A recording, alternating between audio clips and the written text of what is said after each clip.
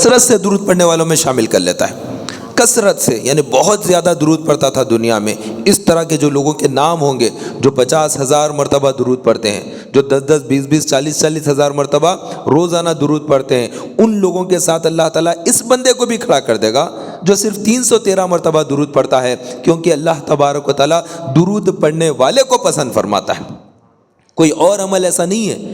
جو بندہ بھی کرتا ہے اور رب کائنات بھی کر رہا ہو۔ ایک درود ہے جو اللہ تعالیٰ اپنی رحمت اپنے محبوب پر بھیج رہا ہے، نازل کر رہا ہے، اور ہم بھی درود پڑھ رہے ہیں، اللہ اپنے محبوب پر رحمت نازل فرما۔ ہمارے کہنے سے، ہمارے نہ کہنے سے کوئی فرق ہونے والا نہیں ہے۔ اللہ تعالیٰ تو ویسے ہی اپنے محبوب پر رحمت نازل کر رہا ہے، ہم اس میں شامل ہو جاتے ہیں۔ اس کی مثال یوں سمجھ لیں، جیسے اللہ تبارک و تعالیٰ کی ذات تو اولاد سے پاک ہے، اس کی ذات اولاد سے پاک ہے، ماں باپ سے پاک ہے، وہ تو لم یلد ولم یولد ہے، اس کا کوئی جوڑ نہیں ہے، اس کا کوئی ہمتا نہیں ہے، اس کا کوئی برابر نہیں ہے، لیکن اس کا ایک محبوب ہے، اس کا ایک پیارا ہے جسے وہ بہت محبت کرتا ہے، اور جو اس سے محبت کرتا ہے وہ اس سے بھی محبت کرتا ہے۔ تو اللہ تبارک و تعالیٰ جیسے اتنا چاہتا ہے اپنے محبوب کو، اس کی مثال دیتے ہوئے مفتی احمد یار خان نعیمی رحمۃ اللہ تعالیٰ علیہ مفسر قرآن ہے، اعلیٰ حضرت امام احمد رضا فاضل بریلوی رضی اللہ تعالیٰ عنہ نے جو قرآن مجید کا ترجمہ لکھا، کنز الایمان، ایمان کا خزانہ، اردو زبان میں،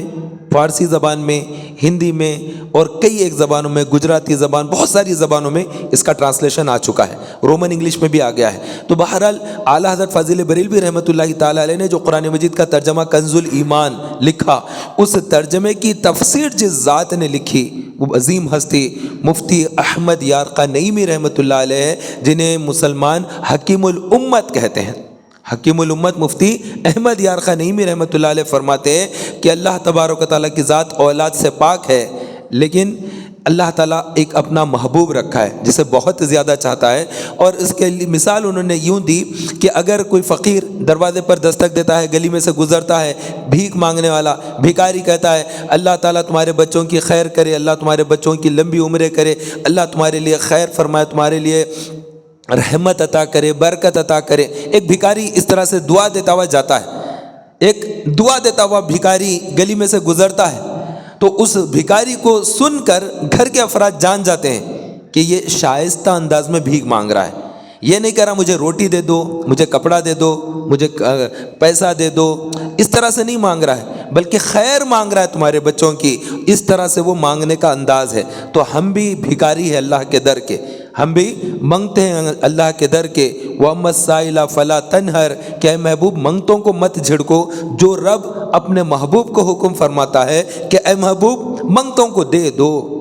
بھیکاری آئے در پر تو اسے دے دو، جو مدینے میں آئے اسے خالی مت لوٹاؤ، جو آپ کے در کا منگتا ہے اسے دے دو، یہ اللہ اپنے محبوب سے فرما رہا ہے۔ تو جو رب خود فرماتا ہے کہ منگتوں کو مت جھڑکو دے دو، اب اس کے در کا منگتا ہے تو اس کو کیا بھیک نہیں دے گا؟ بغیر بھیک دیے کہ ہکال دے گا؟ نہیں، رب بھی عطا کرتا ہے۔ تو ہم جب اللہ سے کہتے کہ اے اللہ تو اپنے محبوب پر درود نازل کر، تو اپنے محبوب پر خوب رحمتیں نازل کر، تو اللہ تعالیٰ تو پہلے سے رحمتیں نازل کر رہا ہے، اور جانتا ہے اللہ تعالیٰ یہ بھیکاری دراصل اپنی بخشش مانگتا ہے، یہ بندہ، یہ امتی اپنے آقا کا لے کر مجھ سے رحمت مانگ رہا ہے، مجھ سے بخشش مانگ رہا ہے، مجھ سے مغفرت مانگ رہا ہے، اناج کی کمی ہے، مال کی کمی ہے، لباس کی کمی ہے، جو بھی کسی کو اولاد کی کمی رہتی ہے، اولاد کا طالب رہتا ہے، وہ درود پڑھتا ہے اللہ تعالیٰ مجھے اولاد دے دے، دل میں نیت ہوتی ہے کہ اللہ تعالیٰ میرا یہ مقصد پورا کر دے، دل میں نیت رہتی ہے، اور دل کا حال خوب جانتا ہے دل کو بنانے والا، دلوں کو پھیرنے والا، قلب پر جس کا کنٹرول ہے وہ ایک ذات ہے، جو قلب پر کنٹرول دستر جس کا ہے، اسی کے ہاتھ میں لوگوں کے دل ہے، اسی کی انگلیوں میں دل ہے، جب چاہے کسی طرف بھی پھیر دے۔ تو دل کے حال سے واقف اللہ رب العزت کے دربار میں بندہ دعا مانگ رہا ہے کہ اے اللہ مجھے کامیابی ملنا چاہیے، مجھے اسکول میں کامیابی مل جائے، مجھے نوکری مل جائے، میں فلاں جگہ جا رہا ہوں انٹرویو کے لیے، میں انٹرویو میں پاس ہو جاؤں، میں فلاں جاب کے لیے جا رہا ہوں وہاں پر میں کامیاب ہو جاؤں، میں وہ دکان کھولنا چاہتا ہوں مجھے ملگی مل جائے، میں کارخانے میں جانا چاہتا ہوں وہاں پہ مجھے یہ حاصل ہو جائے، میرا فلاں کیس میں کامیابی مل جائے۔ کوئی بھی آدمی کی طلب ہوتی ہے، ہر انسان کی الگ الگ ضرورتیں ہوتی ہے، وہ ضرورت اس کے دل میں ہوتی ہے، اس کے ذہن میں ہوتی ہے، وہ زبان پر نہیں بول رہا ہے لیکن درود پڑھ رہا ہے، اور اللہ تعالیٰ جانتا ہے کہ یہ بھیکاری درود اس لیے پڑھ رہا ہے کہ اس کی یہ جو کام اٹکے ہوئے ہیں وہ کام پورے ہو جائے، اس لیے یہ درود بھیج رہا ہے اپنے آقا پر، تو اللہ تبارک و تعالیٰ وہ درود پڑھنے کی برکت سے اس کے کاموں کو پورا کر دیتا ہے، اس کے کام نبٹ جاتے ہیں۔ ارے نہ صرف دنیا کے کام نپٹا دیتا ہے، قبر کے کاموں کو بھی نپٹا دیتا ہے اللہ تعالیٰ، قبر میں بھی آسانی دیتا ہے۔ درود پڑھنے والے کو جب محبوب کا دیدار ہوگا تو وہ پہچان لے گا کہ ارے میں جن سے محبت کرتا ہوں، جن پر میں کثرت سے درود پڑھتا رہا ہوں، دنیا میں میں جن کا نام جپتا تھا، نام مصطفیٰ سن کر خوش ہوا کرتا تھا، ان کی میلاد کیا کرتا تھا، ان کی معراج شریف کی رات کو جاگ کر عبادت کیا کرتا تھا، ان سے بے پناہ محبت کرتا تھا، ارے میں جس ذات سے ٹوٹ کر محبت کیا وہ ذات آج قبر میں جلوہ فرما ہے، اور وہ قبر میں ان کا جلوہ دکھایا جا رہا ہے اور پوچھا جا رہا ہے ما کنت تقول حق حاضر الرجل، ان کے بارے میں کیا کہتا تھا دنیا میں، کیا کہتا تھا؟ تو اب بتانا ہے قبر میں، تو کیا کہتا تھا؟ ہوا رسول اللہ، ارے وہ تو میرے رسول ہیں، ارے وہ میرے آقا ہیں، ارے وہ میرے ماوا ہیں، ارے یہی تو ہیں جن کا نام سن کر خوش ہوتا تھا، انگوٹھے چوم لیا کرتا تھا، ان کے نام پر مچل جایا کرتا تھا، ان کی ولادت پر خوشی منایا کرتا تھا، ان کی سنتوں پر عمل کرتا تھا، ان کی شریعت پر پابندی کیا کرتا تھا، ان پر نازل کردہ کتاب کے مطابق زندگی گزارا کرتا تھا، وہی تو یہ آقا ہیں۔ وہ پہچان جائے گا، وہ کامیاب ہو جائے گا۔ تو اللہ کے حبیب صلی اللہ علیہ وسلم سے محبت، ان پر درود بھیجنا، خدا کی قسم رائے گا نہیں جائے گا، دنیا میں کامیابی، قبر میں سوالات کے وقت کامیابی، حشر میں جس دن قبر سے نکالے جائیں گے اس وقت کامیابی، اور محبوب کریم صلی اللہ علیہ وسلم ایک جھنڈا لے کر جب حشر میں ہوں گے تو اپنے امتیوں کو جھنڈے تلے جمع کریں گے، تو لوا تلے جو لوگ جمع ہوں گے اس میں درود پڑھنے والے بھی داخل ہو جائیں گے، تو وہ درود پڑھنے والا لوا تلے حشر کے دن کامیابی پالے گا۔ پھر صراط پر سے جب گزرے گا، جب پل صراط پر سے گزرے گا تو رب سلم کی ڈھارس پر وہ گزرتا ہوا آگے چلا جائے گا، اور جب میزان پر آئے گا، نامہ اعمال جب تولے جائیں گے، ایک ترازو ہے جس کو عربی میں میزان کہتے ہیں، اس میزان پر جب نیکیاں ایک طرف برائیاں ایک طرف، انسان دونوں کام کرتا ہے، اچھائیاں بھی کرتا ہے برائیاں بھی کرتا ہے، اگر اچھائیاں بھاری پڑ گئے تو اس کی طولیں بھاری پڑ گئی، نیکوکاروں میں ہو گیا، جنت کی طرف جانے والوں میں سے ہو گیا، لیکن گناہ زیادہ ہو گئے تو لیفٹ سائڈ والا ہو گیا، جہنم کی طرف جانے والا ہو گیا۔ لیکن اگر درود پڑھنے والا ہے، دنیا میں ان پر درود بھیجتا تھا، تو حشر کے دن وہ ہوں گے وہاں پر، وہ وہاں پر ہوں گے جن پر دنیا میں درود پڑتا ہے، اور ان کی وہاں پر ان کا رب سنتا ہے، کسی کی نہ سنے لیکن اپنے محبوب کی سنتا ہے، اور محبوب درود کو سنتے ہیں، محبوب امتی کے درود کو سنتے ہیں اور وہ جمع کر کے رکھتے ہیں۔ جب میزان میں نیکیوں کا پلہ ہلکا ہوگا، وہ ایک کاغذ کا ٹکڑا اس میں ڈالیں گے کہ یہ بندہ مجھ پر درود پڑتا تھا، وہ وزنی بنا دے گا نیکیوں کا پلہ اور اس کو بھاری کر کے داخل جنت کرا دے گا، سیدھے ہاتھ میں نامہ اعمال عطا ہو جائے گا، کیونکہ وہ سنتے ہیں۔ واللہ، وہ سن لیں گے، فریاد کو پہنچیں گے۔ اتنا بھی تو ہو کوئی جو آہ کرے دل سے، ارے ہجر نبی میں آہ کہاں بے اثر گئی، ہجر نبی میں یاد نبی میں آہ کہاں بے اثر گئی، تڑپے جو ہم یہاں دکن میں حیدرآباد میں، تڑپے جو ہم یہاں تو مدینے خبر گئی، مدینے کو پہنچ گئی۔ دور و نزدیک کے سننے والے وہ کان، ان کے وہ مبارک کان، دور و نزدیک کے سننے والے وہ کان، کانے لالے کرامت پہ لاکھوں سلام۔ وہ کیا مبارک کان ہیں، ارے وہ لالے کرامت ہے، کرامت کے کان ہے وہ،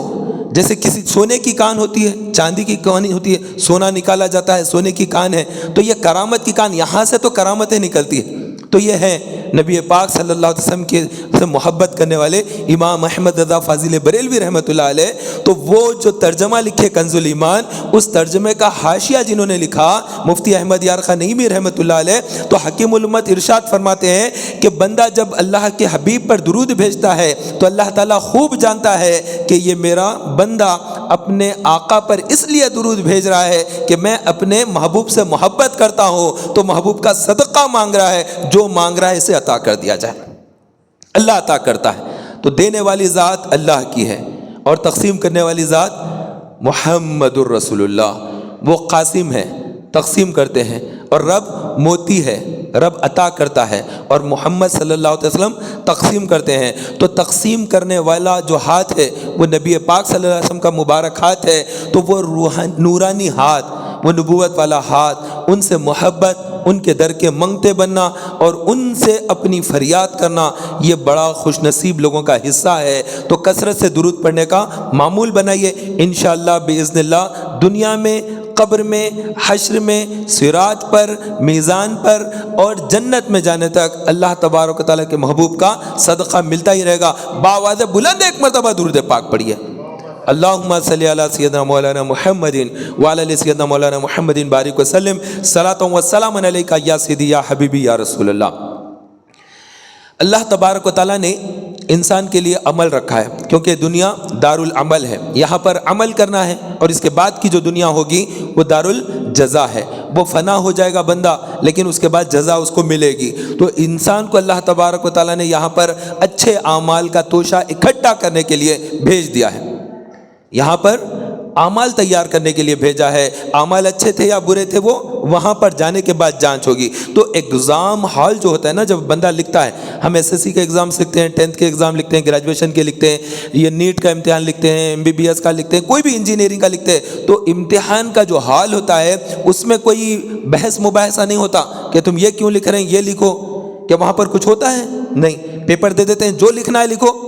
تمہارا فیصلہ بعد میں ہوگا۔ تو فیصلہ بعد میں ہوگا، لکھنے کے واسطے تم آزاد ہے۔ تو اس طرح سے بندے کے لکھنے کے لیے چھوڑ دیا جاتا ہے۔ تو یہ دنیا بھی ایسے ہی ایگزام حال ہے، تو یہاں پر بھی چھوڑ دیا گیا ہے۔ کوئی نماز پڑھے نہ پڑھے مرضی، چھوڑ دیا گیا تمہارے حال پر۔ تم روزہ رکھو رمضان کا، نہ رکھو مرضی تمہاری، حساب ہوگا، پیپر چیک ہونے والا ہے، نامہ اعمال لکھا جا رہا ہے۔ تو یہ پورا ریٹنگ میں آ رہا ہے، ہمارا ہر عمل ریٹنگ میں آتا جا رہا ہے، ریٹنگ میں آتا جا رہا ہے۔ 2 فرشتے ہیں کرامن کاتبین یعلمون ما تفعلون ان الابرار لفی نعیم وان الفجار لفی جحیم۔ تو یہ دونوں لکھ رہے ہیں، کون نعیم میں جائے گا، کون نعمت والی جگہ جائے گا، کون جنت عدن میں جائے گا، فردوس میں جائے گا، سیدھی طرف جائے گا، وہ بھی لکھ رہے ہیں۔ اور کون فجار ہے اور کون گناہ گار ہے، کون فاسق ہے، کون کیا کیا گناہ کرتا ہے، وہ بھی لکھ رہے ہیں فرشتے۔ تو یہ 2 فرشتے کرامن کاتبین ہمارے ساتھ مسلسل لکھت میں کام چل رہا ہے، اور یہی ریٹنگ ہے جو ہم کو پھر پڑھ کر سنانا ہے، یہی نامہ اعمال ہے جو ہمارے حوالے کیا جائے گا۔ تو یہ 2 کتابیں ہیں، ان کتابوں کو لے کر ہمیں حشر کے دن اٹھنا ہے گا۔ تو اگر نامہ اعمال اچھا رہا رائٹ ہینڈ میں دے دیا جائے گا، اور نامہ اعمال میں اگر وزن زیادہ ہو گیا تو وہ لیفٹ ہینڈ میں دیا جائے گا۔ برباد ہو گیا وہ شخص جس کے بائیں ہاتھ میں اگر نامہ اعمال کی کتاب مل گئی، کیونکہ نامہ اعمال بائیں ہاتھ میں ایسے ہی نہیں دیا جاتا، بلکہ آدمی کا سینہ پھاڑ کر اس کا ہاتھ پیٹھ کے اندر نکال دیا جاتا ہے اور وہاں دیا جاتا ہے، وہ پکڑ کے رکھنا کتاب۔ اب کیا کرے گا، وہ سینہ پھٹ گیا تو معمولی سی اگر شیخ چوب جائے، کھیلا چوب جائے تو آدمی برداشت نہیں کر سکتا، ارے ہلکی سی سوئی پر بھی تکلیف محسوس کر لیتا ہے، اور پورا کا پورا سینہ پھٹ کر ہاتھ ادھر باہر نکل گیا اور پھر اس کے نامہ اعمال دیا جائے گا، تو کتنی آفت، کتنی مصیبت۔ حشر کے دن ویسے ہی گرمی زیادہ، لوگ پریشان قبروں سے اٹھ کر کہ مجھ کہاں پر آ گیا ہوں، یہ کتنے سال سوتا رہا، سینکڑوں ہزاروں سال سوتا سوتا سوتا، مردہ کتنا سوئے گا، سوتا ہی رہا، اور کیا کرے گا۔ زمین کے اوپر تو کام کیا، زمین کے نیچے آرام، تو جو نیکوکار تھا وہ کیا آرام، اور جو بدکار تھا وہاں پر بھوکتا، اور نکلنے کے بعد پھر عذابات کا سلسلہ۔ تو یہ وہاں پر پریشان رہے گا، اور ایسے عالم میں اس کے ساتھ اور زیادہ سختی ہوگی۔ کیوں، کیا ہوا، کیوں تو اس طرح سے پریشان ہے؟ تو وہ جواب دے گا کہ میں نماز نہیں پڑھتا تھا۔ جب اس سے پوچھا جائے گا کہ تو جہنم میں کیوں چلا گیا، پوچھیں گے، جہنم کے لوگ پوچھیں گے۔ قرآن مجید میں اللہ تعالیٰ فرماتا ہے کہ جہنمیوں سے جب لوگ جہنم میں داخل ہوں گے تو پہلے والے پوچھیں گے تم یہاں کیسے، تم یہاں کیوں آئے؟ تو وہ کیا جواب دیں گے؟ ہم نماز نہیں پڑھتے تھے، اگرچہ کہ کافر بھی ہوں گے، لیکن وہاں پر وہ جب کیا لفظ استعمال کریں گے؟ ہم نماز نہیں پڑھتے تھے، یعنی ہم کافر تھے۔ تو یہ بہت ہی بدترین چیز ہے کہ آدمی کا نماز نہ پڑھنا۔ انسان کا جو جسم ہے، اس جسم کے اندر انگلی کٹ جائے زندہ رہتا ہے انسان، ہاتھ کٹ جائے، ٹوٹ جائے ہاتھ پھر بھی زندہ رہتا ہے، ٹانگ ٹوٹ جائے زندہ رہتا ہے، اس پر تکلیف آتی ہے، ہاتھ پاؤں ٹوٹنے سے انسان پر بڑی تکلیف، غم، رنج آ جاتا ہے، لیکن کٹنے کے باوجود ہاتھ بھی زندہ رہتا ہے انسان، دونوں ٹانگ بھی کٹ جائے زندہ رہتا ہے انسان، گردن کٹ جائے باقی نہیں رہتا ہے انسان۔ یہ نماز کا مقام ایسے ہی ہے اسلام میں۔ نماز چھوٹنے کے بعد بندہ باقی نہیں رہتا اسلام کے اندر، بس وہ اسلام میں رہتے ہوئے بھی نہیں رہتا ہے۔ اس طرح سے اس کی کیفیت ہے، کیونکہ مومن اور کافر کے درمیان جو شناخت ہے کہ مومن ہے یا کافر ہے، اس کی پہچان ایک ہی چیز ہے، وہ ہے نماز۔ نماز پڑھنے والا مومن، نماز نہیں پڑھنے والا غیر مومن، بس یہ سب سے بڑی پہچان حشر کے دن یہ اس طرح سے ہو جائے گی۔ اور جو بندہ نماز پڑھ رہا تھا وہ لازمی وضو کرے گا نماز پڑھنے کے لیے، تو اس کا وہ چہرہ جو نماز کے لیے دھلتا تھا، جو وضو کرتا تھا، وہ 14ویں کے چاند کی طرح چمک رہا ہوگا، اس کے اندر سے نور کی شعائیں ہوں گی، اس کا روشن چہرہ ہوگا، لوگ دیکھ کر اش کریں گے کہ اتنا چمک دمک کیسے اس کے چہرے کی، تو بتایا جائے گا کہ یہ وضو کیا کرتا تھا، یہ اتنا چہرہ روزانہ دھویا کرتا تھا، وہی نور ہے جو حشر کے دن اندھیریوں میں چمک رہا ہے، اس کا چہرہ، اس کے ہاتھ چمک رہے ہیں۔ اللہ کے نبی علیہ السلام نے ارشاد فرمایا، میں بروز حشر تمہیں پہچان لوں گا، جب تم میرے پاس آئیں گے کوثر کے لیے، پانی کی پیاس سے آدمی آئے گا تو میں تمہیں آب خورا دوں گا، تو میں اپنے امتی کو پہچان لوں گا۔ تو لوگوں نے پوچھا کہ رسول اللہ، آپ اتنی بڑی خلقت میں کروڑوں اربوں کھربوں لوگ جو اس سے پہلے آ کے مر گئے، چلے گئے، قبروں میں چلے گئے، کوئی عیسائی، کوئی غیر، کوئی مسلمان، کوئی یہود، کوئی الگ الگ مذہب کے ماننے والے، چائنا کے لوگ الگ، برٹین کے لوگ الگ، نہ جانے کتنے لوگ آئے دنیا میں چلے گئے، وہ سب وہاں ہوں گے، اب قیامت تک جتنے لوگ آ رہے ہیں وہ بھی وہاں پر ہوں گے۔ تو اتنا بڑا مجمع جو اس سے پہلے کبھی تھا نہ اس کے بعد کبھی اکٹھا ہوگا، کیونکہ اس کے بعد تقسیم ہو جائیں گی، تو آدھے جتنے اللہ نے چاہا جنت میں، جتنے اللہ نے چاہا 2 حصوں میں بٹ جائیں گے، لیکن قیامت کے دن تو سب کے سب اکٹھا ہوں گے۔ اس سے بڑا کوئی جلسہ ہوگا کیا؟ اس سے بڑا کوئی پروگرام ہوگا کیا؟ اتنی بڑی تعداد کبھی اس کے بعد کبھی اکٹھا ہوگی نہیں، نہ دنیا میں کبھی ہو سکتی ہے، کیونکہ جو مر گئے وہ لوگ تو نکل کے آئیں گے نہیں۔ ہم ایک بڑا جلسہ بھی ورلڈ لیول کا کر لیں، کعبے کے پاس آ کر لیں، یا حج ہو رہا ہے، تب بھی لاکھوں میں آتی تعداد، کئی کروڑ لوگ تو جا ہی نہیں سکتے حج کے لیے۔ تو سب سے بڑا جو اجتماع ہوگا، سب سے بڑا جو لوگ انسان اکٹھا ہوں گے، وہ حشر کا دن ہوگا۔ تو اس دن جب کہ بہت ہی سخت ترین دن ہوگا، جب کہ لوگ 2 گروہ میں اللہ تعالیٰ تقسیم کرے گا، تو اس وقت میں اللہ کے نبی علیہ السلام جلوہ گر ہیں، لوگ پانی پینے کے لیے کوثر پر آئے۔ کوثر کیا ہے؟ انا اعطیناک الکوثر، اے محبوب ہم نے آپ کو کوثر عطا کیا۔ جب اللہ کے نبی علیہ السلام کے فرزند کا انتقال ہو گیا، وہ پردہ فرما گئے، حضرت ابراہیم رضی اللہ تعالیٰ عنہ، نبی پاک صلی اللہ علیہ وسلم کے فرزند، لخت جگر، دنیا سے رخصت ہو گئے، شیر خوار تھے، دودھ پیتا بچہ، جب دنیا سے رخصت ہو گئے تو اللہ کے نبی علیہ السلام غمگین ہو گئے کہ مشرکین طعنہ دیتے تھے کہ اب تمہاری اولاد ہی باقی نہیں رہی ہے، تمہارا بیٹے باقی نہیں رہی، اب تمہاری نسل نہیں رہے گی۔ تو اللہ تبارک و تعالیٰ نے اس وقت محبوب کے غم کو دور کرنے کے لیے جنت کی ایک نہر کوثر عطا کی کہ محبوب ہم آپ کو جنت کی یہ ندی دے رہے ہیں، کوثر ہم نے آپ کو عطا کر دی۔ تو اللہ تبارک و تعالیٰ کتنی بھاری چیز دیا اپنے محبوب کو کہ اتنا بڑا دریا کہ وہاں کا پانی بہت زیادہ سفید اور وہ شہد سے زیادہ میٹھا، اور اس میں ٹھنڈک ہے، اس میں تازگی ہے، اس میں خوشبو ہے، اور وہاں پر جو لوگ پئیں گے تو وہ کٹوروں جو ہوں گے وہاں پر ستاروں کے مانند کٹورے ہیں وہاں پر، ان کٹوروں میں وہ پانی پئیں گے۔ تو اتنا بڑا دریا جو بہہ رہا ہے وہاں پر کوثر، وہ دریا اللہ تعالیٰ نے اپنے محبوب کو عطا کیا۔ تو محبوب کریم صلی اللہ علیہ وسلم وہ پانی وہاں پر امتیوں کو جب دے رہے ہوں گے، لوگ اور بھی امتی ہوں گے، تو پوچھا گیا کہ رسول اللہ آپ کیسے پہچانیں گے؟ ارشاد فرمایا ان کے اعضائے وضو کے چیزوں کو دیکھ کر جو چمکتے ہوں گے میں انہیں پہچان لوں گا۔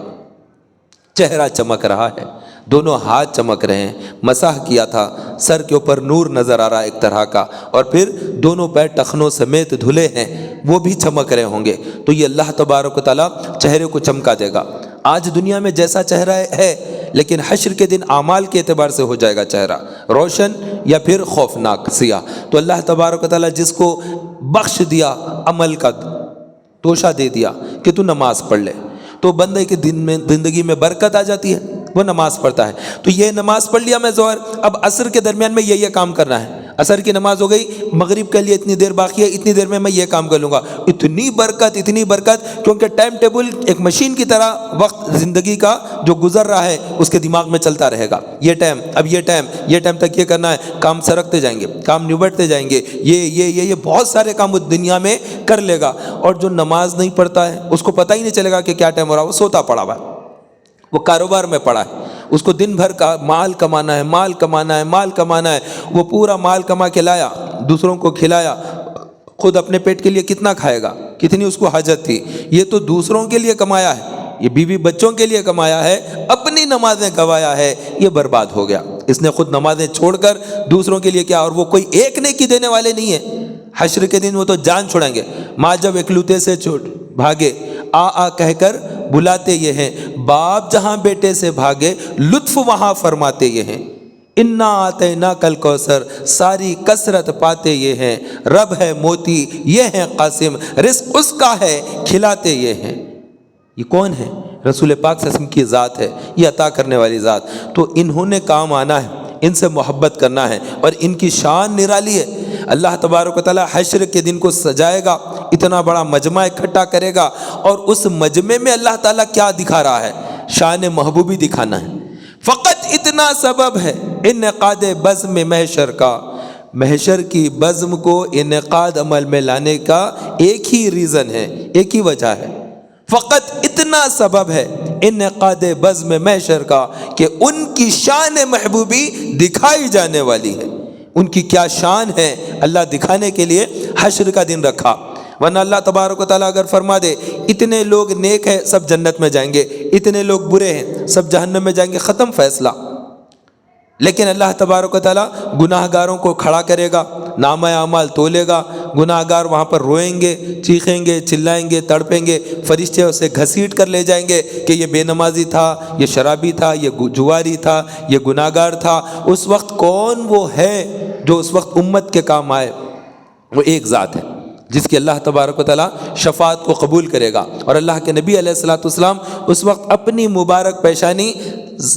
سجدے میں رکھیں گے اور رب کی بارگاہ میں دعا کریں گے، اے رب میری امت کو بخش دے، میری امت کو بخش دے۔ تو وہ رب سلم پڑھتے جائیں گے تو رب سلم کی ڈھارس پر بندہ پل صراط پر بھی پار کرے گا۔ ہم جیسے گناہ گار سیاہ کار جب اٹک رہے ہوں گے پل صراط پر، تو کون ہے وہ ذات جو صراط کو پار کرا رہی ہوگی؟ وہ ذات مصطفیٰ ہے۔ خدا کی عزت اور جلال کی قسم، پل صراط ہم جو پار کریں گے وہ محبوب کریم صلی اللہ علیہ وسلم کے صدقے میں ہی کریں گے۔ اللہ تعالیٰ محبوب کے صدقے میں ہمیں پار کرائے گا، ورنہ ہمارے اعمال تو اٹکنے والے اعمال ہیں، ہمارے کام تو بالکل پھنس جانے والے کام ہیں، لیکن پار ہو جائیں گے۔ رب کی رحمت سے امید ہے کہ اللہ تعالیٰ اپنے محبوب کی دعا کو سن لے گا، اپنی محبوب کی التجا کو سن لے گا، اور اس دعا میں، اس التجا میں ہمارا حصہ ہے۔ ہم ان کے امتی ہیں، ہم ان سے محبت کرتے ہیں، ہم ان کا نام لیوا ہے، ہم رسول پاک صلی اللہ علیہ وسلم پر بہت زیادہ نچھاور ہونا چاہتے ہیں، بہت زیادہ عقیدت رکھتے ہیں، محبت رکھتے ہیں۔ وہ ذات ویسی ہے، ان سے محبت نہ کرے تو کس سے محبت کرے؟ ان سے پیار نہ ہو تو پھر کس سے پیار کریں؟ ماں نہیں کام آئے گی حشر میں، باپ نہیں کام آئے گا حشر میں، قبر میں ماں باپ کے بارے میں نہیں پوچھا جائے گا۔ ہمیں موت کے وقت میں جب کلمہ یاد دلانا ہوگا، کون ہے جو چہرہ دیکھے تو کلمہ یاد آ جائے؟ وہ ذات مصطفیٰ ہے۔ تو ان سے محبت کرنا اس لیے بھی ضروری ہے کہ حکم الہہ ہے، احسانات رسول ہیں، اور ان کا نام کلمے میں داخل ہے، وہی تو ہمارا ایمان ہے۔ ان سے بڑھ کر کون؟ ایک ذات ہے بس، رب کی، رب کے بعد سب کچھ وہی ایک ذات ہے، ان سے بڑھ کر کوئی نہیں ہے اس کے بعد۔ تو اللہ تبارک و تعالیٰ نے اپنے محبوب سے محبت کا ہمیں حکم دیا کہ شدید محبت محبوب سے کرو، ٹوٹ کر اپنے رسول کو چاہو، ان کے طریقے کو اختیار کرو۔ تو اللہ کے نبی علیہ الصلوۃ والسلام نے صحابہ سے فرمایا، تم مجھے جس طرح نماز پڑھتے دیکھتے ہو ایسی نماز پڑھو، یعنی جس طرح دیکھتے ہو ویسی پڑھو۔ کیا رسول کی طرح کوئی نماز پڑھ سکتا ہے؟ نہیں،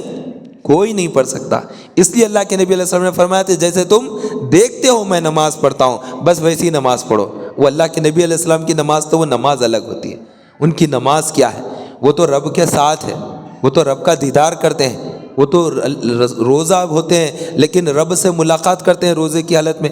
وہ تو رسول پاک صلی اللہ علیہ وسلم کی ذات ہے جو اللہ کے ساتھ ہوتی ہے۔ ایک مرتبہ اللہ کے نبی علیہ الصلوۃ والسلام مسجد میں داخل ہوئے، صحابہ نماز پڑھ رہے تھے، سنت نوافل جیسا پڑھتے ہیں مسجد میں، فرض سے پہلے نماز پڑھ رہے ہیں۔ تو اللہ کے نبی علیہ السلام نے دیکھا کہ یہ بیٹھ کر نماز پڑھ رہے ہیں، پوچھا کہ تمہیں کیا ہوا، تم بیٹھ کر کیوں نماز پڑھتے ہو؟ انہوں نے عرض کیا کہ رسول اللہ، ہم نے آپ کو دیکھا ہے کہ آپ روزے پہ روزہ رکھتے ہیں، ایک روزہ ہوا، افطار کا ٹائم آیا، اللہ کے نبی علیہ السلام نے افطار نہ کیا اور پھر دوسرا روزہ رکھ لیا، پھر دوسرا روزہ بھی مکمل ہو رہا، افطار کرنا چاہیے جیسے افطار کا وقت ہوتا، اللہ کے نبی علیہ السلام افطار نہیں کرتے ہیں، پھر تیسرا روزہ رکھ لیتے ہیں تیسرے دن کا، اس کو صوم وصال کہتے ہیں۔ یہ کون سا روزہ ہے؟ یہ وصال کا روزہ۔ ہم رکھ سکتے ہیں ایسا روزہ؟ ہم تو مغرب سے پہلے ہی فکر مند ہو جاتے ہیں، عصر سے پہلے ہی اب کیا لانا ہے، کھجور کہاں سے آئے گا، یہ کیا کرنا ہے، وہ کیا کرنا ہے، پوری تیاریاں شروع ہو جاتی ہیں عصر کے بعد سے مغرب تک۔ کچھ لوگ ذکر و اذکار میں رہتے، بڑی تعداد میں لوگ اب افطار کی تیاری کرنا ہے، گھر میں کیا بنا ہوا ہے، آ کر چولہے میں بھی جھانک کر باورچی خانے میں دیکھیں گے کہ پکوان کچھ ہو رہا ہے کہ نہیں ہو رہا ہے، اب ہمارا افطار کا ٹائم آ گیا ہے۔ تو یہ حالت ہے ہماری، اور اللہ کے نبی علیہ السلام صوم وصال رکھتے ہیں، ایک روزے کو دوسرے روزے سے ملایا بغیر افطار کے، پھر دوسرا روزہ رکھا، دوسرے روزے کو تیسرے روزے سے ملایا بغیر افطار کے، تیسرا روزہ رکھا۔ تو صحابہ نے دیکھا، دیکھ کر خود بھی رکھ لیا، اتنے کمزور ہو گئے کھڑے رہ کر اب نماز پڑھنا مشکل ہو گیا، صحابہ کو کھڑے رہ کر نماز پڑھنا مشکل ہو گیا۔ تو عرض کیا کہ رسول اللہ آپ کو صوم وصال رکھتے ہم نے بھی روزہ رکھ لیا ہے۔ تو اللہ کے نبی علیہ السلام ناراض ہو گئے، فرمایا کہ تم میں سے کون ہے جو میری طرح ہے؟ میں روزے رکھتا ہوں تو تم میری طرح روزہ کیوں رکھتے ہو؟ تم میں سے کون ہے جو میری طرح ہے؟ میں روزے کی حالت میں اپنے رب سے ملاقات کرتا ہوں، اپنے رب کے ساتھ ہوتا ہوں، اور مجھے میرا رب کھلاتا ہے، مجھے میرا رب پلاتا ہے۔ تو وہ کھاتے بھی ہیں، وہ پیتے بھی ہیں، وہ رب سے ملاقات بھی کرتے ہیں، اور پھر وہ روزہ بھی رہتے ہیں۔ تو یہاں جب عقل میں کوئی بات نہ آئے تو سمجھنے کا ہمارا دماغ کم ہے، وہ معاملات بڑے ہیں، تو عقل سے پرے ہیں۔ عقل دینے والے نے اتنی عقل نہیں دی کہ اللہ اور اس کے رسول کے بارے میں اتنا زیادہ معلومات اور جانکاری حاصل کریں، نہیں، اتنا گیان نہیں ہے ہمارے اندر۔ بس سمجھ لیں حدیث میں یہ بات بتائی جا رہی ہے کہ وہ اپنے رب کے پاس ہوتے ہیں، حالانکہ وہ تو چلتے پھرتے ہوئے مدینے میں ہی ہوتے ہیں، ہر صحابی دیکھ رہا ہے کہ وہ مدینے میں ہی ہوتے ہیں، لیکن اللہ کے نبی علیہ السلام کیا فرما رہے ہیں کہ میں اپنے رب کے ساتھ ہوتا ہوں۔ پھر وہ کھانا نہیں کھا رہے ہیں، سب صحابہ دیکھ ہی رہے ہیں، لیکن اللہ کے نبی علیہ السلام فرما رہے ہیں کہ مجھے میرا رب کھلاتا ہے، مجھے میرا رب پلاتا ہے۔ تو یہ جو باتیں عقل میں نہیں آتی ہے تو سمجھ لینا یہ کچھ اور معاملہ ہے، ہم اپنے آپ کو سرنڈر کر لیں، ہم اس کے پر نہ جائیں، ہمیں اس بارے میں غور و فکر نہیں کرنا ہے، اللہ کی دوسری چیزوں کے بارے میں غور کریں کہ اتنا بڑا آسمان وداؤٹ اینی پلر، بغیر پلر کے بنایا، اس پر غور کر لیں وہ رب کیسا ہے۔ یہ چھت ہے، کتنے ستون ہیں یہاں پر، کتنی دیواروں پر کھڑا ہے، بغیر دیواروں کے، بغیر ستونوں کے چھت بھی نہیں ٹھہر سکتا، ایک کمرہ نہیں بنا سکتے ہم بغیر ستون کے، بغیر دیوار کے، لیکن اللہ تبارک و تعالیٰ اتنا بڑا آسمان بنا دیا، 1 2 3 4 5 6 7 آسمان بنا دیے، ہر آسمان کو ایک کے اوپر ایک، ایک کے اوپر ایک رکھا، معلق رکھا، زمین اور آسمان کے بیچ میں اتنی بڑی خلا رکھا، پھر اس آسمان سے دوسرے آسمان کے درمیان میں اتنی بڑی خلا رکھا، 7 آسمان اس طرح سے بنا دیے۔ تو وہ کب بنایا؟ 6 دن میں بنا دیے یہ ساری چیزیں، یہ زمینوں کو بنا دیا، آسمانوں کو بنا دیا، چاند کو بنا دیا، ستاروں کو بنا دیا، دریاؤں کو بنا دیا، پروتوں کو بنا دیا، ساری کائنات کو اللہ تبارک و تعالیٰ نے 6 دن میں بنا دیا۔ 6 دن میں کیوں بنایا؟ اس لیے بنایا کہ تم سمجھو کہ میں رب ہو کر بھی 6 دن میں بنا رہا ہوں، اطمینان کے ساتھ بنا رہا ہوں۔ اگر میں چاہوں تو ایک لمحے میں ساری کائنات بن جائے، یہ سب کچھ ایک لمحے میں بنا دیتا، لیکن پھر بھی میں نے 6 دن میں بنایا تاکہ انسان تو بھی تھوڑا اطمینان رکھ، کوئی کام میں اتنی عجلت مت کر، اتنی جلد بازی مت کر کہ ابھی ہو جانا تھا، اب چاروں میں اب ہو جانا تو بس ابھی ہو جانا، اتنی عجلت نہیں، اتنی جلد بازی نہیں، اطمینان رکھو، کام وقت پر ہوگا، جب ہونا ہے ٹائم آئے گا کام ہوگا، تو عجلت پسندی سے نہیں، تو کام کے ٹائم پر کام آتے رہتا ہے اور بندے کو نپٹانا ہوتا ہے۔ تو اللہ تبارک و تعالیٰ نے اپنے محبوب کی شان دکھانے کے لیے کہ یہ میرا محبوب بخشش چاہے گا تو میں بخشوں گا، ورنہ جہنم میں جائے گا، ہر ایک کو پتہ چلے گا اس دن کہ دیکھو مجھے میرے آقا نے بچایا ہے۔ تو ان کی شان دکھانے کے لیے اللہ تعالیٰ نے وہ دن رکھا ہے، اور اس دن سارے کے سارے انسان جائیں گے آدم علیہ السلام کے پاس کہ اے نبی آپ ہماری بخشش اور مغفرت کے لیے اللہ سے بات کیجئے، کہیں گے کہ اللہ کا غضب ہے، اور اس سے پہلے بھی ایسا غضب نہیں تھا اللہ کا، آج اللہ کا جلال ہے، لہٰذا میں نہیں، کسی اور کے پاس جاؤ۔ نوح علیہ السلام کے پاس جا رہے ہیں، داؤد علیہ السلام کے پاس جا رہے ہیں، موسیٰ علیہ السلام کے پاس جا رہے ہیں، عیسیٰ علیہ السلام کے پاس جا رہے ہیں، ایک ایک نبی کے پاس سے ہوتے ہوتے ہوتے ہوتے ساری قومیں ساری امتیں، ساری سنگتیں محمد الرسولullah صلی اللہ علیہ وسلم کی بارگاہ میں حاضر ہوں گی، اور حاضر ہونے کے بعد اللہ کے نبی علیہ الصلوۃ والسلام سے عرض کریں گی کہ ہم بہت پریشان ہیں، ہمارا حساب ہو جائے، گرمی بڑی زیادہ ہے، شدت کی گرمی ہے، زبانیں باہر نکل آ رہی ہے، یا رسول اللہ آپ رب سے ہماری سفارش کیجئے، رب سے ہماری بخشش کروائیے، ہماری مغفرت کروائیے، حساب شروع کرائیے، یا رسول اللہ ہم امتی آپ کے پریشان ہیں۔ جب رو رو کر امت اپنا حال سنائے گی، اللہ کے نبی علیہ السلام امت کا حال دیکھ کر رب کے دربار میں سجدہ کر دیں گے، رب کو سجدہ کریں گے، اور سجدے کی حالت میں امت کے لیے مغفرت کی دعا کریں گے، رب سے سلامتی کی دعا کریں گے، رب سلم رب سلم رب سلم۔ جب مانگیں گے رب سے تو اللہ تبارک و تعالیٰ فرمائے گا کہ اے محبوب اپنا سر اٹھاؤ، جو تم مانگو گے وہ عطا کیا جائے گا۔ تو اس وقت محبوب کریم صلی اللہ علیہ وسلم امت کی بخشش مانگیں گے، امت کی مغفرت مانگیں گے، جہنم سے امتیوں کی آزادی مانگیں گے، ہمارے گناہوں پر رو رو کر اللہ سے معافی مانگیں گے، ہمارے گناہوں پر وہ معافی مانگیں گے، ہمارے گناہوں پر وہ اللہ کے دربار میں استغفار کرتے ہیں۔ 70 مرتبہ زندگی میں، دنیا میں اللہ کے نبی علیہ السلام توبہ استغفار کرتے ہیں امت کی خاطر، کہ امت کے جو گناہ ہوتے ہیں اس کے لیے میں تجھ سے معافی مانگتا ہوں۔ تو امت کے لیے جو اتنا روئے، امت کے لیے کھڑے رہ کر جب رب کی بارگاہ میں نماز پڑھ رہے ہیں تو پیروں پر ورم آ جاتا ہے، اور قدم پر ورم آ گیا مبارک قدموں پر، لیکن اس کے باوجود بھی لمبی نماز پڑھ رہے ہیں کہ میری امت گناہگار ہوگی تو میں اللہ سے معافی طلب کروں گا، ان کے لیے بخشش چاہوں گا، مغفرت چاہوں گا، سفارش کروں گا، تو وہ ہمارے سفارشی ہیں، وہ ہماری سفارش کریں گے۔ یہ خدا کی قسم ہمارا ایمان ہے، ہمارا یہ ایمان ہے، اور ان سے بڑھ کر کوئی ذات نہیں، یہ ہمارا ایمان ہے۔ اللہ تبارک و تعالیٰ نے انہیں پیدا ہی ایسا کیا ہے جیسا انہوں نے چاہا ہے، حسن والا، حسین سے حسین تر اللہ نے اپنے محبوب کو بنایا، اور اللہ نے انہیں بے پناہ چاہا، اور انہیں جو کتاب عطا کی وہ کتاب دوسری کتابوں سے بھی زیادہ ثواب کے اعتبار سے بڑھ جاتی ہے۔ میں یہ نہیں کہہ رہا کہ دوسری کتاب سے یہ کتاب بڑی ہو گئی ہے، دوسری کتابیں معاذ اللہ چھوٹی ہو گئی، سب کتاب اللہ کی ہے، اور کلام الہ میں فرق نہیں۔ توریت، زبور، انجیل، قرآن مجید سب الگ الگ زبانوں میں ہے، لیکن کلام اللہ کا ہے، ہیبریو لینگویج میں ہو یا عربک لینگویج میں ہو، لیٹینی لینگویج میں ہو، کوئی بھی لینگویج میں ہو، لیکن کلام وہ اللہ کا ہے۔ لیکن اللہ تبارک و تعالیٰ نے ثواب کے اعتبار سے اس کا ثواب زیادہ رکھ دیا۔ تو یہ رجب المرجب ہے، اللہ کا مہینہ، تو اللہ کا کلام پڑھیں اس میں زیادہ، کچھ صورتیں یاد کر لیں،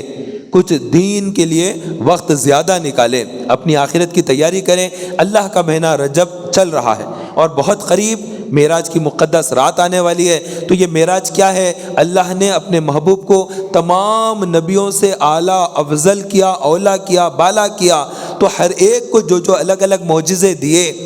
شان والی چیزیں دی، ان کے مقام کو بلند کیا، ان کے مرتبے کو بلند کیا، تو ایک رات میں محبوب کو وہ تمام منزلیں طے کرانا تھا۔ موسیٰ علیہ السلام کو کلام بخشا، جب چاہتے اللہ سے کلام کرتے، تو موسیٰ کو وہ شان اللہ تعالیٰ نے عطا کی ہے۔ تو حضرت ادریس علیہ السلام کو اللہ تعالیٰ نے بلندی عطا کی، حضرت عیسیٰ علیہ السلام زندہ زندہ آسمان کی بلندی پر چلے گئے، تو اللہ تعالیٰ نے اپنے محبوب کو بھی آسمانوں کی بلندی پر لے جانا ہے، تو ایک رات کا اللہ نے انتخاب کیا ہے۔ حضرت موسیٰ علیہ السلام دیدار مانگ رہے تھے، تو اللہ نے ان کو دیدار تو نہ دیا لیکن کلام کرنے کا شرف دے دیا، تو جب چاہتے ضرور بات کر لیا کرتے، طور سینا پر جاتے۔ میں نے دیکھا ہے وہ طور سینا، میں نے دیکھا ہے وہ پہاڑ جہاں پر موسیٰ علیہ السلام کھڑے رہ کر اللہ سے بات کیا کرتے تھے، میں اس پہاڑ کی زیارت کیا ہوں۔ وہ مصر میں ہے، ایجپٹ میں ہے، میں نے وہاں کے پتھر بھی اٹھا کر لائے کہ یہ وہ مبارک جگہ ہے جہاں پر اللہ تعالیٰ نے اپنی کتاب توریت شریف نازل کی ہے، تو وہ بڑی مقدس زمین ہے، وہ طور سینا ہے۔ والتین والزیتون وطور سنین وہذا البلد الامین، تو اللہ تبارک و تعالیٰ نے طور سینا کی قسم یاد فرمائی ہے، کتنی عظمت والی جگہ، جبکہ اللہ تبارک و تعالیٰ نے اس کی قسم یاد کی، اور بلد الامین یعنی امن والے شہر مکہ کی بھی اللہ تعالیٰ نے قسم یاد فرمائی۔ تو ایسی ایسی مقدس سرزمین، اور مسجد اقصیٰ جہاں پر اللہ تبارک و تعالیٰ نے ارد گرد برکت رکھی۔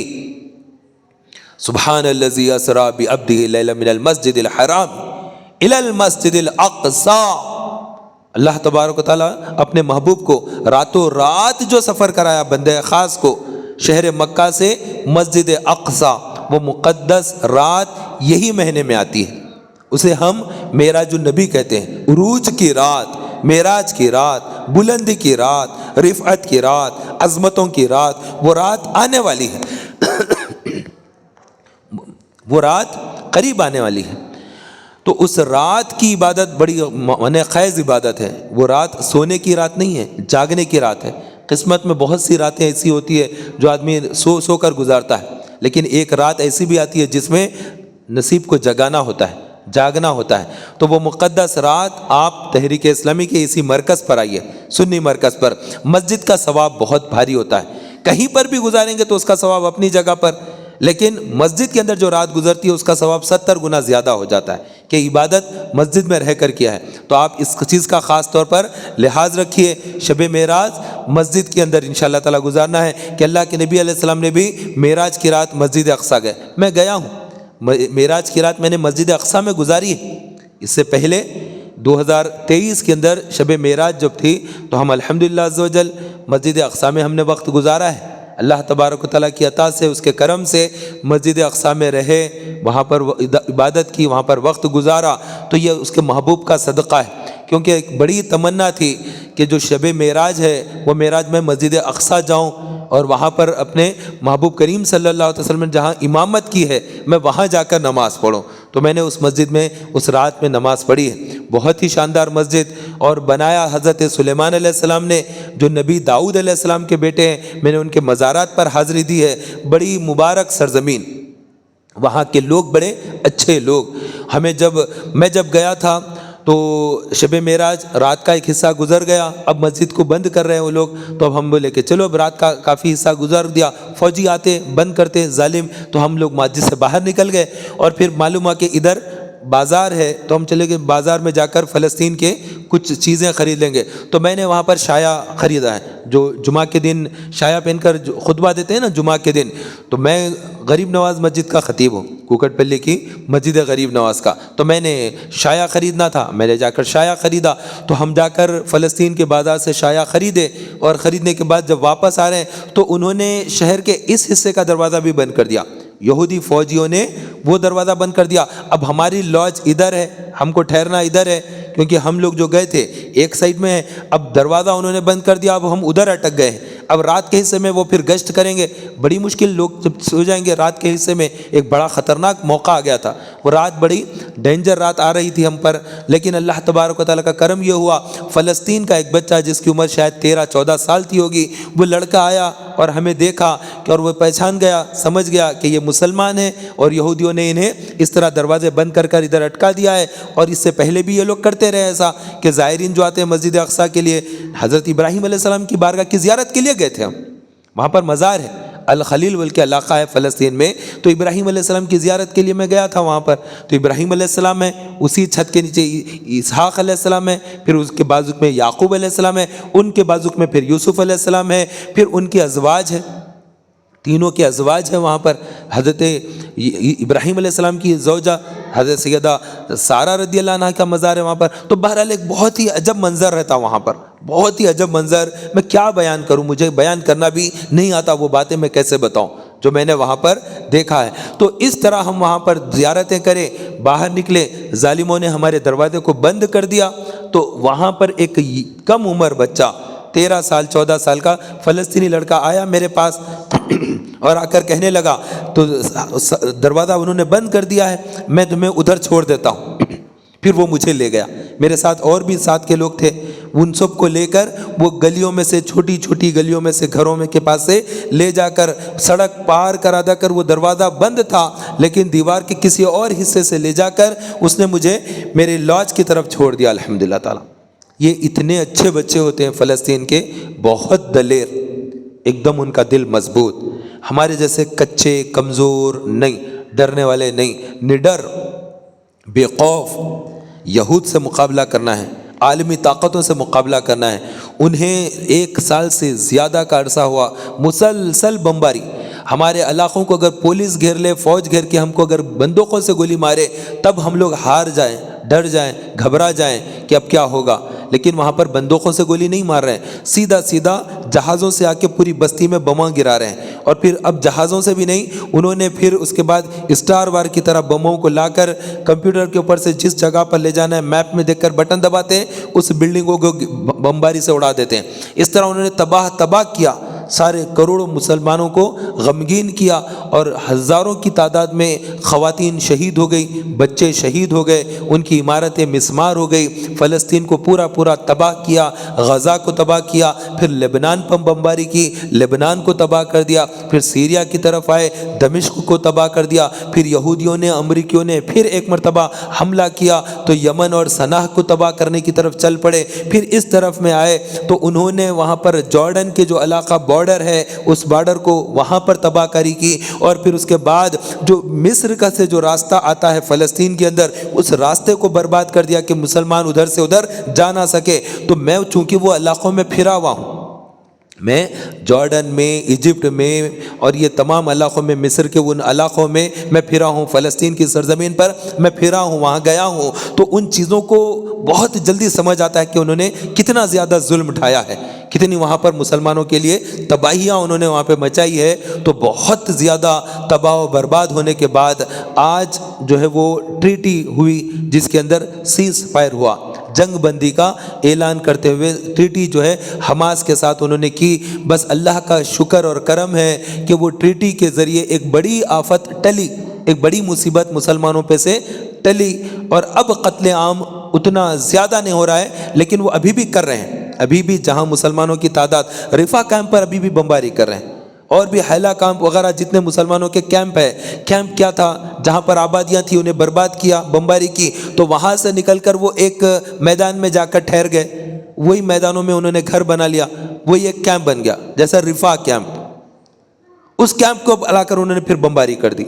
اور اتنے بڑے بڑے جو دواخانے تھے مسلمانوں کے فلسطین میں، ان دواخانوں کے اندر انہوں نے پہلے فائرنگ کی، ڈاکٹروں کو انہوں نے گولیاں چلا کر مار دیا، اس کے بعد پھر انہوں نے بمباری کی، بمباری کر کے تمام دواخانوں کو گرا دیا، اور جو سلنڈرز وغیرہ پہ مسلمانوں کی جو سانس چلنا ضروری تھا تو آکسیجن کے جو سلنڈر سے ان کو بموں سے اڑا دیا تاکہ بچوں کو آکسیجن نہ ملے۔ اس کے بعد پھر جہاں سے دودھ آتا تھا وہ روڈ کو توڑ دیا تاکہ دودھ بچوں تک نہ پہنچے، تو بمباری کی اور دواخانوں کو مسمار کر دیا، اور جتنا مسلمانوں نے دواخانوں کے لیے دواؤں کو اسٹور کیا تھا وہاں پر بم ڈال کر پوری دوائیں ختم کر دی۔ اب دوائیں نہیں تھی، انجیکشنز دینے کے لیے نہیں تھا، پھر بھی ڈاکٹر آپریشن کر رہے ہیں تو انہوں نے الیکٹریسٹی ختم کر دی کہ الیکٹریسٹی میں نہ کر سکے، پھر انجیکشن دینے کے لیے جو سیرنج وغیرہ سے انجیکشن دیں گے بے ہوش ہوگا،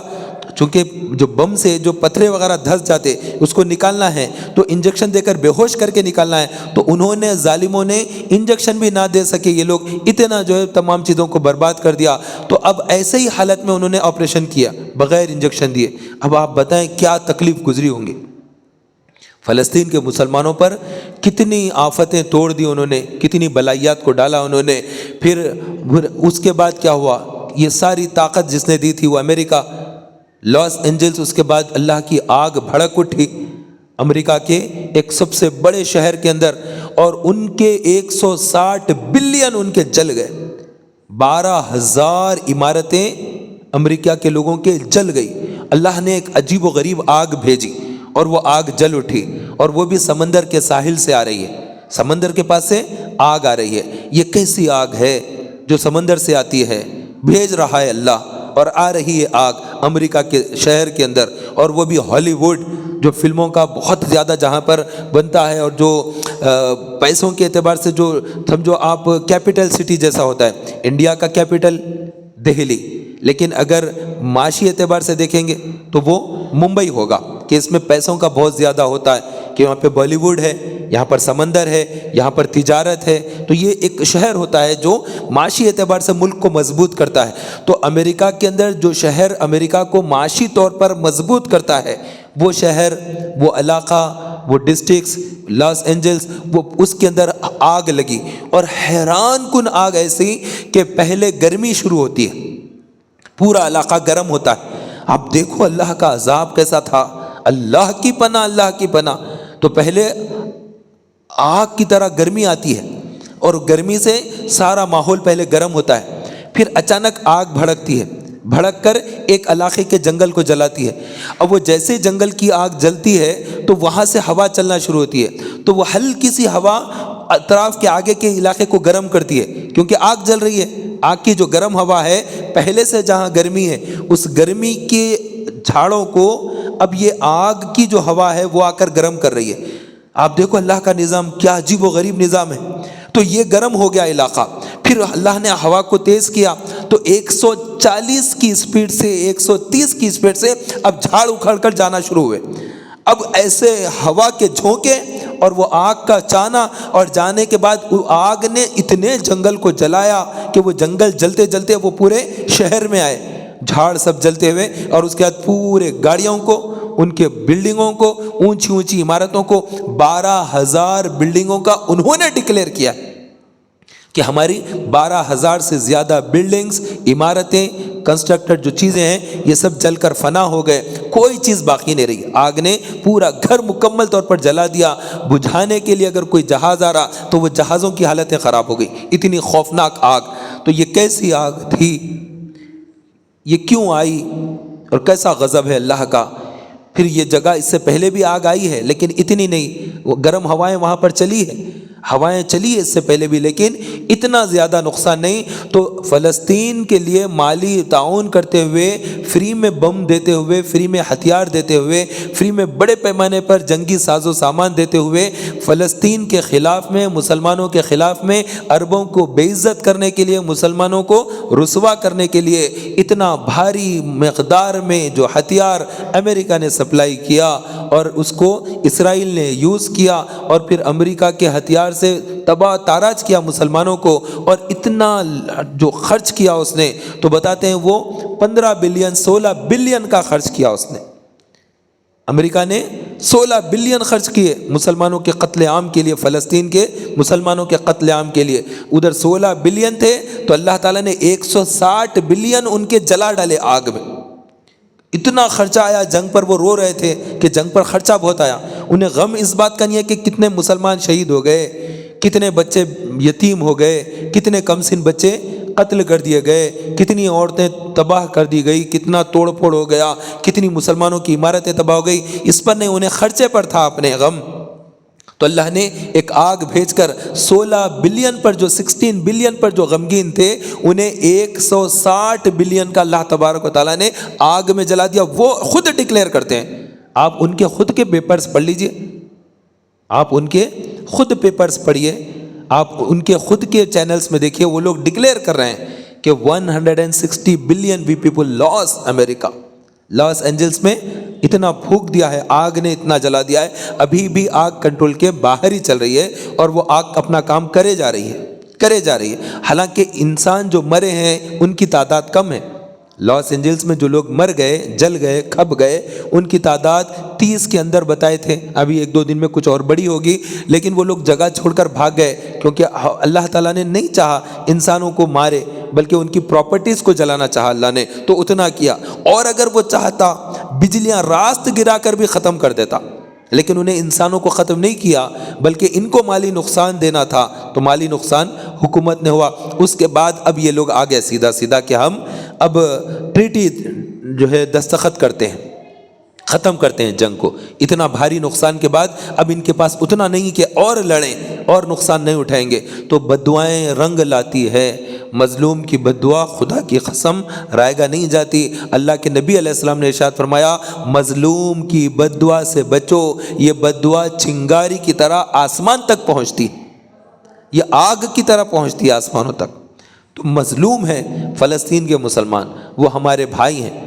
خدا کی قسم وہ ہمارے بھائی ہیں, ہمارے بھائیوں سے زیادہ عزیز ہیں, وہ ہم سے محبت کرتے ہیں. فلسطینی مسلمان ہم سے بہت محبت کرتے ہیں. وہ مسلمانوں کا دل ان کے اندر اللہ نے رکھا ہے, ایمان کی حلاوت اللہ نے انہیں دی ہے. اتنی شہادتیں, اتنی تباہی کے بعد بھی آج بھی وہ کھڑے ہیں, لا الہ الا اللہ, آج بھی ان کی زبان پر لا الہ الا اللہ ہے. کس چیز کے لیے مارے گئے, کس چیز کے لیے بمباری کی گئی, یہی تو تھا کہ لا الہ الا اللہ کا ورد کرتے ہیں. ان کی زبان سے نہیں رکا, کلمہ انہوں نے پڑھا ہے, شہادتیں جام نوش کیا ہے, جام شہادت بھی نوش کیا، بیوی مر گئی، بچے مر گئے، سب کے سب شہادتیں ہو گئی، ان کے گھر تباہ ہو گئے، عمارتیں تباہ ہو گئی، کچھ بھی باقی نہ رہا۔ جب وہ جا رہے تھے تو انہیں پھر سے بمباری کر کے مسافرین کو قتل کیا گیا، اور جب وہ روٹی کے لیے کھڑے تھے، ہجوم جمع ہوا تو ہجوم پر بمباری کر کے انہیں وہاں پر قتل کیا گیا۔ جب وہ شہید ہو گئے، انہیں جب دفن کرنے کے لیے لے جا رہے تھے، لاش کو دے دیا یہودیوں نے، شہید مسلمان کی لاش کو دے دیا، تو اس لاش کو دواخانے سے لے کر مسلمانوں نے غسل دیا اور دے کر پھر اب لے جا رہے تھے اسے، لاش کو دفن کرنے کے لیے، تو انہوں نے اس کے پیٹ میں بموں کو ڈال کر دیا تھا تاکہ جب مسلمان جنازہ لے کر جائے تو یہ پھر پھٹے اندر سے، تاکہ اس کے قریب کے لوگ مر جائے۔ تو ان کو نہیں پتا کہ دواخانے سے جو لاش آئی ہے تو پیٹ کے اندر اس کے اندر بم باندھے تھے، پیٹ میں بم تھا، انہوں نے پیٹ کاٹ کر انہوں نے سمجھا کہ شاید ایسے ہی دے دیا ہوگا، لیکن اس کے اندر تھا، پھر وہ بم پھٹا، کتنے مسلمان اس میں شہید ہوئے۔ تو اتنا زیادہ ظلم، بربریت جو کسی شریف قوم کر ہی نہیں سکتی، کوئی عزت دار قوم کر ہی نہیں سکتی، یہ وہ ذلیل لوگ ہیں، یہ ایسے کمینے اور بدتر قسم کے لوگ ہیں جنہیں اللہ تبارک و تعالیٰ نے قرآن مجید میں ارشاد فرمایا غیر المغضوب علیہم ولا الضالین، مغضوبی جس پر اللہ نے غضب کیا وہ قوم یہود ہے، جنہوں نے انبیاء کو پتھروں سے مارا وہ قوم یہود ہے، جنہوں نے انبیاء کو قتل کیا وہ قوم یہود ہے، جنہوں نے انبیاء اور مرسلین پر ظلم ڈھائے وہ قوم یہود ہے، جنہوں نے نبی کے سر پر آرا چلا کر ایک نبی کے سر کو آرے سے کاٹ دیا وہ قوم یہود ہے، جنہوں نے عیسیٰ علیہ السلام کو صلیب پر لٹکانے کا کام کیا تو وہ قوم یہود ہے۔ یہ الگ بات ہے کہ اللہ تعالیٰ نے عیسیٰ علیہ السلام کو ہٹا دیا اور ایک کافر کو وہاں پر کھڑا کر دیا، اور کافر ہی کو انہوں نے عیسیٰ علیہ السلام سمجھ کر صلیب پر لٹکا دیا، ادھر بھی صلیب کے کیل ٹھوک دیے، ادھر بھی کیل ٹھوک دیے، پیر پر پیر رکھ کر اس کے اوپر بھی کیل ٹھوک دیے، اور وہ شخص ایسے پڑ گیا۔ وہ عیسیٰ علیہ السلام نہیں تھے، وہ عیسیٰ علیہ السلام نہیں تھے، خدا کی قسم وہ عیسیٰ علیہ السلام نہیں تھے۔ عیسیٰ علیہ السلام کو تو اللہ تعالیٰ نے زندہ زندہ آسمانوں پر اٹھا لیا، اور اس کا دشمن جو عیسیٰ علیہ السلام کا تھا اسی کو لا کر کھڑا کیا، تو یہودیوں نے پکڑ کر اپنے ہی آدمی کو قتل کیا، کیونکہ اللہ نے اس کا چہرہ بدل دیا تھا۔ تو یہ ظالم قوم کے ساتھ جنگ کرنا، اور جس کے ساتھ امریکہ ٹھہرا ہو، برٹین ٹھہرا ہو، فرانس ٹھہرا ہو، جرمن ٹھہرا ہو، نیٹو کا ٹھہرا ہو، اس کے علاوہ دیگر مشرکین ٹھہرے ہو، اور پھر عرب بزدلوں کی طرح اپنے مکانوں میں چھپے ہو، عورتوں کی طرح چوڑیاں پہننا باقی رکھ کر وہ اپنے محل میں چھپے ہو، اور بڑے بڑے جلسے ریاض میں ناچنے گانے کے کرتے ہو، تو ایسے وقت میں جو قوم کھڑے رہی دلیری کے ساتھ، وہ قوم فلسطین کی قوم ہے، وہ امت کی شان ہے، اس امت کی عزت ہے فلسطین کے مسلمان، اس امت کی شان ہے فلسطین کے مسلمان، کلمے کی آن ہے فلسطین کے مسلمان، ان کو ہمارا سلام ہے، جس کو سلام ہے وہ قوم ہے فلسطین کے مسلمان، ان سے محبت کرنا چاہیے، ان کے لیے دعائیں کرنا چاہیے، ہماری نمازوں کے بعد جو دعائیں ہوتی ہے اس میں فلسطینی مسلمانوں کو یاد کرنا چاہیے کہ بہت خون بہایا ہے، بہت خون بہایا ہے مسجد اقصیٰ کے لیے، اس مبارک مسجد کے لیے انہوں نے خون پیش کیا ہے۔ تو بس اللہ تبارک و تعالیٰ اس مسجد کی ہمیں حفاظت کی توفیق عطا فرمائے، اپنے کرم سے وہ مسجد ہمیں اللہ تعالیٰ عطا فرمائے۔ مساجد اللہ کے گھر ہیں، مسجدوں کو اللہ نے پسند کیا ہے، زمین کے خطے پر جو سب سے اچھی جگہ ہے وہ اللہ کے گھر مساجد ہے، اور جو اللہ کو ناپسند ہے زمین کے خطے میں وہ بازار ہے۔ بازار میں جھوٹ بولا جاتا ہے، دھوکہ دیا جاتا ہے، ناپ تول میں کمی کی جاتی ہے، وعدہ کر کے وعدہ خلافی کرتے ہیں لوگ، وعدہ قرض کے برابر ہے، وعدہ کریں گے، بالکل ایسا وعدہ کریں گے جیسے کہ اب یہ کچھ کریں گے، یہ آپ کو میں دے رہا ہوں، وعدے سے مکر جائیں گے، وعدے سے پھر جائیں گے۔ تو وعدہ تو پھرنے کے لیے نہیں ہوتا ہے، وعدہ تو قرض کے برابر ہوتا ہے۔ تو بڑے بڑے وعدے نہیں کرنا، اور کرنے کے بعد پھر اس کو نبھانا چاہیے، کیونکہ اللہ تبارک و تعالیٰ وعدے کو قرض کے برابر محبوب کی زبان سے فرما دیا ہے۔ تو اس طرح سے بازار کے اندر گناہ بہت ہوتے ہیں، بازار میں گناہ بہت زیادہ ہوتے ہیں، اس لیے بازار اللہ کو پسند نہیں، مسجد اللہ کو پسند ہے۔ تو مسجدوں میں اپنا وقت گزاریں، زیادہ سے زیادہ وقت اللہ کے گھر میں گزاریں، جب موقع مل جائے نماز کے بعد کچھ کام اگر گھر پہ نہیں ہے، بازار میں کچھ جانا ضروری نہیں ہے، تو تھوڑی دیر بیٹھ کر کچھ دیر قرآن پڑھ کر اٹھیں، जितना हो सके, आधा पारा पौ पारा भी ज़रूरी नहीं है, आप 3 लाइन पढ़ लीजिए, 3 आयतें पढ़ लीजिए, लेकिन अपना चूँकि हाथ वज़ू वाला होता है, हम कुरान छू सकते हैं, तो वो टाइम पर पढ़ लें तो आखिरत के लिए नेकियों का ज़ख़ीरा तैयार होगा। अल्लाह तबारक व तआला हम सबको शौक़ नमाज अता फ़रमाए कि नमाज मोमिन की मेराज है, और अल्लाह के नबी अलैहिस्सलाम की मेराज अल्लाह का दीदार है, उनकी मेराज रब का दीदार, हमारी मेराज नमाज, सजदा ही हमारे लिए मेराज है कि अल्लाह तबारक व तआला का जो बंदा ख़याल रखे, ऐसी नमाज पढ़े जैसे मैं अल्लाह को देख रहा हूँ। नहीं पढ़ सकते हम, वो तो रसूल पाक सल्लल्लाहु अलैहि वसल्लम पढ़ते थे, वो तो अम्बिया पढ़ते, वो तो मुरसलीन पढ़ते, वो तो सहाबा पढ़ते। मौलाए कायनात की नमाज होती वैसी कि नमाज के अंदर एक कैफियत होती, हम लोग वैसी नमाज नहीं पढ़ सकते। तो हमारे लिए नमाज कैसी होना चाहिए? नमाज हम ऐसी पढ़े जैसे हमारा रब हमें देख रहा है, बस इतना कम अज़ कम नहीं, ऐसा सर खुजा लेते हुए, हाथ खुजा लेते हुए, ऐसा ये सही कर लेते, ना ना ना, नमाज में ये सब नहीं। बिल्कुल दिल लगा कर, जहन इधर उधर नहीं, परागंदा ख्यालात नहीं, वसवसे नहीं, बुरी तरफ तसव्वुरात नहीं, हाथ को अच्छा ज़ोर से बांधे, ख्याल दिल पूरा नमाज के अंदर रहे, तो हमारा ज़ाहिर भी नमाज में हो, हमारा दिल और बातिन भी नमाज में हो, क्योंकि ये महीने में नमाज अता हुई है। इस महीने में भी अगर नमाज़ों का शौक़ पैदा नहीं होगा तो फिर रमज़ान के रोज़े कैसे पूरे होंगे? आने वाला महीना शाबान का जो रसूल पाक का महीना है, उस महीने में इबादत कैसे होगी? यहाँ से दौड़ना होगा, रजब, शाबान, फिर आएगा रमज़ान। तो यहाँ अल्लाह का महीना रजब, रसूलुल्लाह का महीना शाबान, उसके बाद फिर उम्मत का महीना माह रमज़ान। तो ये महीने बड़े बाबरकत महीने, इन महीनों को यूँ ना गंवाएं। जिनके रोज़े पहले के छूट गए हैं, बालिग हो जाने के बाद फ़र्ज़ रोज़ा रमज़ान का अगर छूट गया है तो रजब में रख लीजिए या फिर शाबान में रख लीजिए, ताकि रोज़े किसी तरह मुकम्मल हो जाए। अल्लाह तबारक व तआला हमें शौक़ नमाज अता फ़रमाए, और जो रोज़े छूट गए उन्हें भी पूरा करने की तौफ़ीक़ अता फ़रमाए, और अल्लाह तबारक व तआला फ़लस्तीन के गज़ा के मुसलमानों पर रहमतों का नुज़ूल फ़रमाए। फ़लस्तीन और गज़ा के मुसलमानों पर अल्लाह तबारक व तआला ख़ास रहमतें नाज़िल फ़रमाए, उन्हें फिर से अल्लाह तबारक व तआला ज़िंदगियाँ बख्शे, उनके यहाँ अल्लाह ताला खूब औलाद अता फ़रमाए, सेहतमंद बच्चे अल्लाह ताला अता फ़रमाए, नेक बच्चे अता फ़रमाए। अल्लाह ताला फ़लस्तीन के मुसलमानों को फिर से ताकत अता फ़रमाए, तवानाई अता फ़रमाए, मर्द बच्चों से अल्लाह ताला मदद फ़रमाए, और फिर से इस कौम को खड़ा होकर उम्मत को फिर आगे तरक्की की तरफ ले जाने वालों में, लीड करने वालों में इसी कौम को अल्लाह ताला बनाए। आमीन या इलाहल आलमीन बिजाहि नबी अमीन व सल्लल्लाहु ताला अलैहि वसल्लम। दुरूद पाक पढ़ लीजिए।